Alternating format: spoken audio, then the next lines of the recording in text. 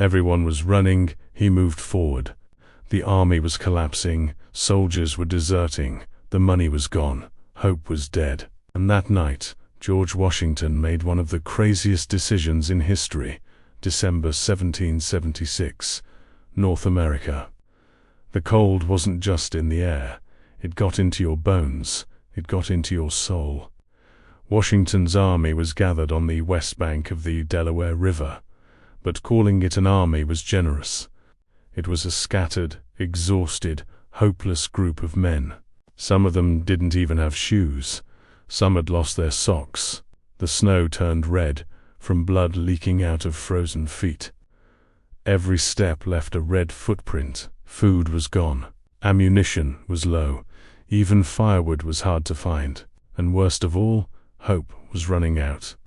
To understand this, you have to look at the previous 3 months. In August 1776, Washington faced the British in New York. "I've got 20,000 men," he thought. "I can win." He was wrong. The British outmaneuvered him, trapped him in Brooklyn. He had to retreat. Then he pulled out of Manhattan, then New Jersey. Every day farther south, every day farther west. Half his army was dead or captured. The rest was sick, exhausted, demoralized. Every morning there were new empty spaces outside the tents, men who had slipped away during the night. British newspapers celebrated. The American rebellion is finished. American papers were ashamed. Some openly wrote, "The war is over. It's time to negotiate peace." And then came the hardest blow of all. The soldiers' enlistments were ending on December 31st. Think about that.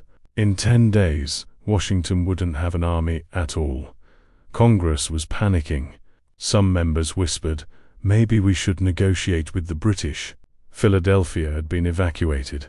The revolution was dying, quietly. And on the night of December 23rd, 1776, Washington walked into his tent, sat down at his desk by candlelight. There were only maps and a few letters in front of him. He didn't write for a long time. He just sat there, thinking. Then he picked up his pen. Victory or death. But the real shock wasn't what he wrote. It was what he planned. Before sunrise, he called in his generals, Nathaniel Greene, Henry Knox, John Sullivan. They were tired, discouraged. Washington spread the map on the table.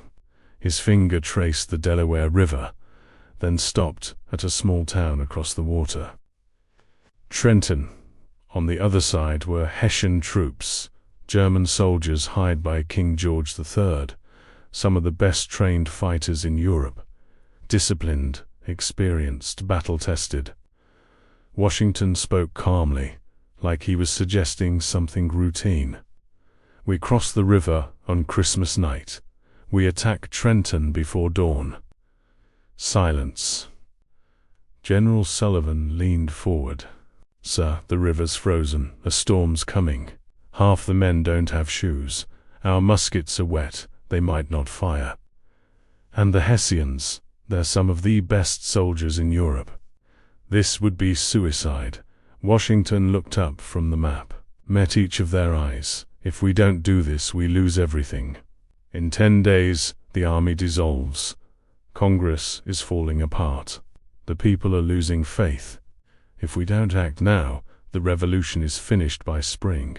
No one argued, because he was right. December 25th, 1776, midnight, Delaware River. The storm was brutal. Not just snow, ice and wind whipping sideways, cutting into faces like knives. Huge chunks of ice slammed into each other in the dark water. Washington lined up 2,400 men along the shore. Flat-bottom boats waited, small boats, fragile boats. He went first, stepped into the boat. The oarsman pushed off. The first ice chunk hit hard. Everyone staggered. The second nearly tipped the boat. Washington didn't move. He stood upright, eyes locked on the far bank. In the middle of the river, a massive sheet of ice drifted straight toward them. No one breathed. At the last second, the rowers pushed hard and slid past it, inches away. Behind him, a young soldier was shaking violently, freezing. Washington turned, looked at him, and said just one thing: "Stand." The soldier clenched his jaw, locked his knees, stayed upright. The crossing took 3 brutal hours. All 2,400 men made it across. The cannons, the horses. No one drowned, no one turned back. But that wasn't the end. 4 a.m. east bank of the Delaware. The men were soaked, frozen, numb. And they still had 2 miles to march to Trenton. The storm kept raging. Men without shoes, and that was most of them, walked barefoot in the snow, red footprints behind them. A colonel rode up to Washington. "Sir, we checked the muskets. Most are soaked. The flint won't spark. The powder's wet. They may not fire." Washington looked at him calmly. "Then we used the bayonet. That was it." 8 a.m., the outskirts of Trenton. The Hessians had celebrated Christmas the night before. Food, drink, music. They were exhausted, asleep. There had even been a warning note delivered to their commander, Colonel Raoul. "There may be an attack tonight." He stuffed it in his pocket. "I'll read it in the morning." No one thought anyone could cross the river in that weather. No one thought anyone would be that crazy. Washington raised his arm, and 2,400 Americans poured into Trenton. From 2 directions, Washington from the north, Sullivan from the south. Escape routes cut off. The first minutes were chaos, shouting, gunfire, soldiers stumbling out half-dressed, confused. American cannons blocked the streets.